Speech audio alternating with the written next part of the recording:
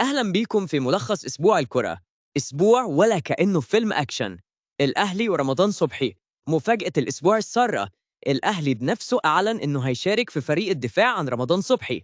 قالوا في بيات رسمي: رمضان واحد من ولاد النادي ومش هنسيبه لوحده.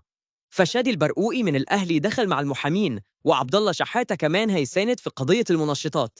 ملف نار، ولسه الأبواب مفتوحة وكل يوم في جديد. أما الأهلي والجيش الملكي، قبل وبعد الماتش. قبل الماتش قلنا الأهلي أقرب، وبعد الماتش الأهلي خرج بتعادل 1-1. أداء حلو في الشوط الثاني، تريزيجيه جاب الجون.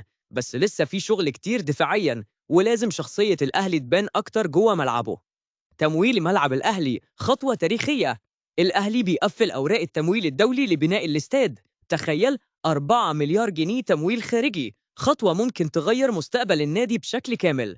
الملف ماشي رسمي، والأهلوية مستنيين الإعلان النهائي. المصري البورسعيدي مفاجأة الكونفدرالية.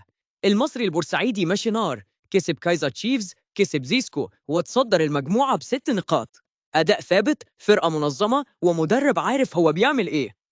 الزمالك في كايزر تشيفز. التوقعات قبل الماتش: الزمالك رايح جنوب أفريقيا في ظروف صعبة، لعب بالنهار، حرارة وملعب عالي. عنده قوة هجومية كويسة، لكن لازم يلعب على المرتدات ويقلل الأخطاء.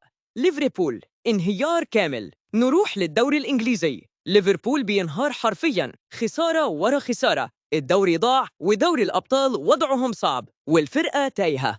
أرسنال أسبوع من حكايات الخيال. على الناحية التانية، أرسنال عامل أسبوع أسطوري، يدوس على بايرن ميونخ ويكسر توتنهام في ديربي ناري. أداء هجومي مرعب. ده كان ملخص الأسبوع. قولوا لي تحت أكتر خبر حبيته إيه، واستنوني في ملخص الأسبوع الجاي. سلام.